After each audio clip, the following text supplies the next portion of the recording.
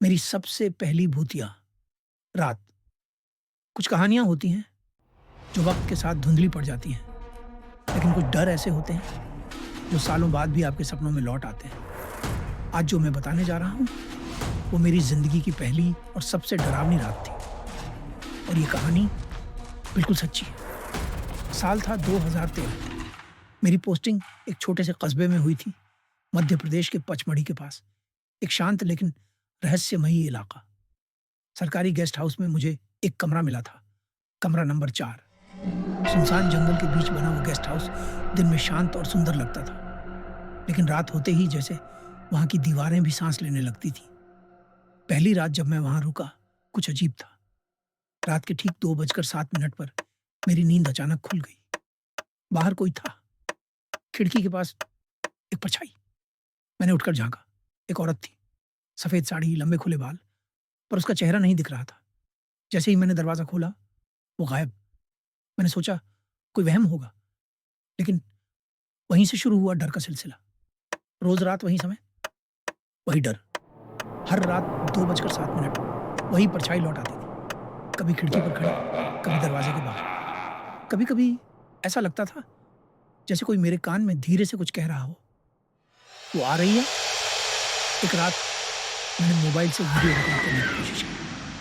Recording में कुछ दिखा नहीं, लेकिन ऑडियो में एक औरत की फुसफुसाती आवाज थी, मेरा कमरा वापस कर दो।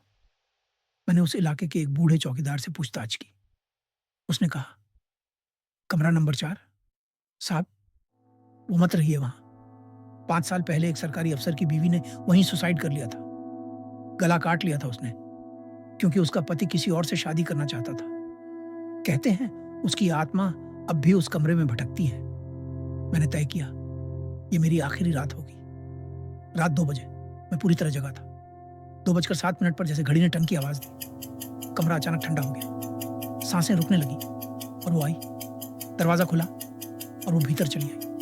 अब की बार साफ दिख रही थी, चेहरा आधा जला हुआ, आंखें लाल, गहरी, गुस्से से भरी। उसने मुझसे कहा, तू भी धोखा देगा? जा, चला जा, वरना तू भी मरेगा उसी तरह। मैं बेहोश हो गया। सुबह जब होश आया, मैं गेस्ट हाउस के बाहर जमीन पर पड़ा था। गार्ड्स ने बताया मुझे खुद चलकर बाहर आया देखा था, लेकिन मेरी आंखें खुली हुई थी और मैं कुछ बड़बड़ा रहा था। वो मेरा कमरा है, वो वापस आ गई है। उसके बाद मैंने वो जगह छोड़ दी। जब रात के 2 बजते हैं, आज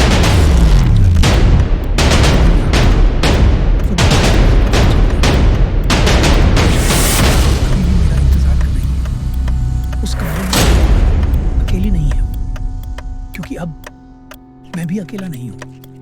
अगर आपको ये सच्ची कहानी डरावनी लगी तो लाइक करें, सब्सक्राइब करें और डार्क की अगली रहस्यमयी रात के लिए तैयार रहें।